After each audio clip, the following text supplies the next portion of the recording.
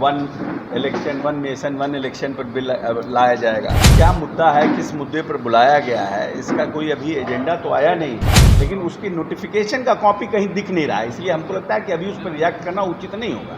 माननीय नरेंद्र मोदी जी के प्रधानमंत्री बनने के बाद कब हुई?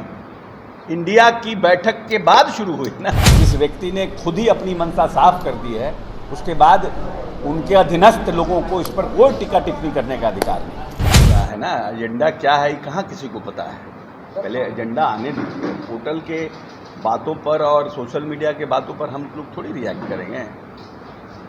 क्या मुद्दा है, किस मुद्दे पर बुलाया गया है, इसका कोई अभी एजेंडा तो आया नहीं, तो कयास लगाए जा रहे हैं कि वुमेन रिजर्वेशन के लिए बिल आ रहा है, one election one nation one election पर बिल लाया जाएगा। उन सब चीज़ों पर जब तक कि कोई फॉर्मेडेबल जानकारी नहीं मिले कि किस मुद्दे पर उठाया गया है, तब तक इस पर रिएक्ट करना हमको लगता है उचित नहीं होगा, क्योंकि मीडिया के खबरों पर रिएक्ट करना उचित नहीं है। मुद्दा क्या है, किस मुद्दे पर बुलाया गया है, इसकी पहले जानकारी प्राप्त हो जाए तभी कहा जाएगा। और जहाँ तक वुमेन रिजर्वेशन का सवाल है, तो वुमेन रिजर्वेशन के लिए तो हम लोग हमेशा हमारे नेता पक्षधर रहे हैं, और इस बिहार में तो जब किसी राज्य ने नहीं किया था, तब तो माननीय नेता ने पंचायती राज व्यवस्था तक में रिजर्वेशन का प्रावधान किया, इसलिए हम लोग तो उसके पक्षधर हैं।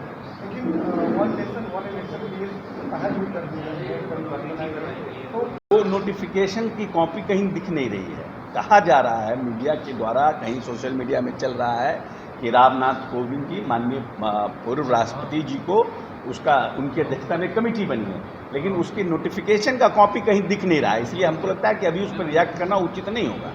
आप लोग क्या लगता है, ये उचित है या नहीं? ये डिबेटेबल इशू है, ये डिबेटेबल इशू है, और सभी राज्य संघीय व्यवस्था में सभी राज्य सरकारों को भी इसमें सहमति देनी होगी, उसके बाद ही ये व्यवस्था हो सकती है। तो ये डिबेटेबल इशू है। लेकिन अचानक से सियासत को इस बात का जिक्र करना, कमेटी बनाए जाने की बात आना, क्या लगता है आपको?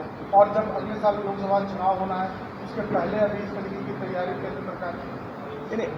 बेसिकली है कि जो हमको लगता है, मेरा अपना मानना है कि जो ज्वलंत मुद्दे हैं, जिन दो मुद्दों पर भारतीय जनता पार्टी सरकार में आई थी, वो दो ज्वलंत मुद्दे हैं। महंगाई, तो अरहर का दाल 200 रुपये किलो हो गया, महंगाई पर कोई नहीं बोल रहा है। बेरोजगारी के ऊपर बड़ी बात कही गई थी, रोजगार का सृजन किया नहीं गया, और जो रोजगार उपलब्ध थे, यहाँ तक कि आर्मी में भी जो रोजगार थे और जो नौजवान साथी दौड़ करके तैयारी करते थे, उसको भी आउटसोर्स कर दिया गया अग्निवीर के माध्यम से।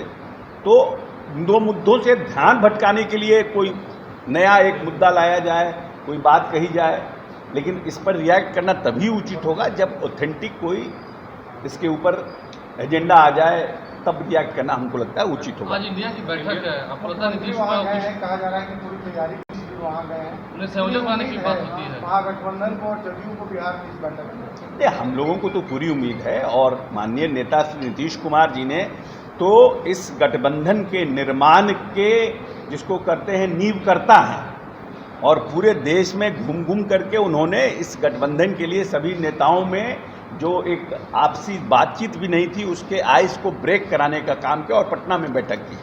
इसमें तो कहीं दो मत है नहीं।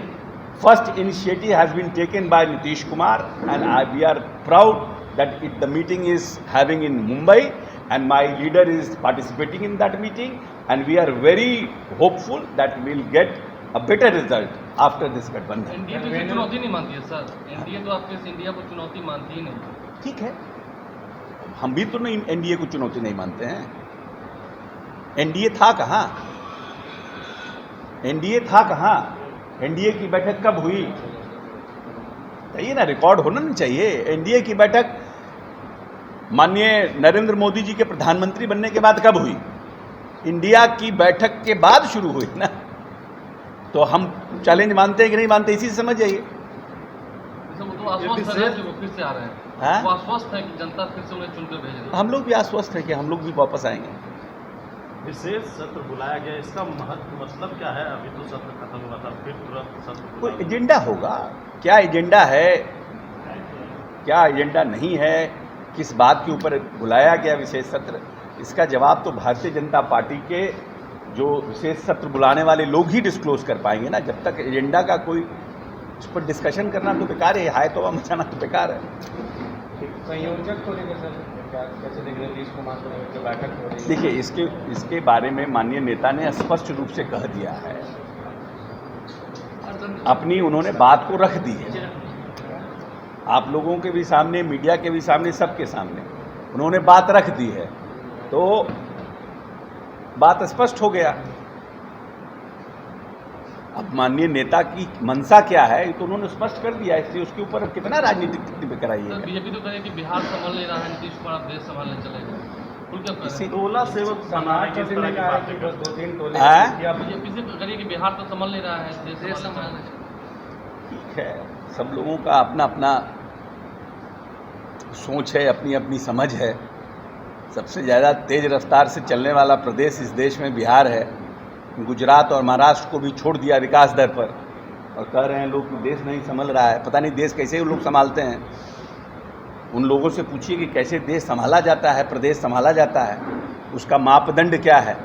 उनका मापदंड कुछ और होगा, हम लोग का तो प्रदेश संभालने का मापदंड जीडीपी है, विकास दर है, महिला सशक्तिकरण है, महादलितों को सामाजिक, आर्थिक, राजनीतिक रूप से सबल बनाना है।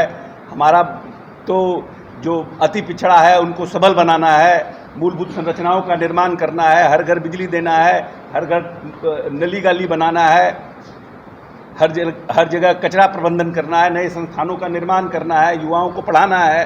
अब उनका विकास दर का क्या मामला है, जानते हैं। एक सवाल, कई राज्यों में विधानसभा का चुनाव है, लोकसभा का चुनाव है, आपके नेता लगातार कर रहे हैं भाई कभी भी चुनाव हो सकते हैं। भाजपा करिए कि एक साथ अगर चुनाव होता है तो ये देश हित में होगा, आप कैसे देखते हैं? होना चाहिए। ये एक संघीय व्यवस्था में ये एक डिबेटेबल इशू है, ये एक डिबेटेबल इशू है। वन नेशन वन इलेक्शन करने की जरूरत नहीं है। जिस व्यक्ति ने खुद ही अपनी मंशा साफ कर दी है, उसके बाद उनके अधीनस्थ लोगों को इस पर कोई टिक्का टिप्पणी करने का अधिकार नहीं। सिर्फ खबर दिखाना देशवा न्यूज का मकसद नहीं, देशवा न्यूज की कोशिश है कि समाज की सूरत बदलनी चाहिए।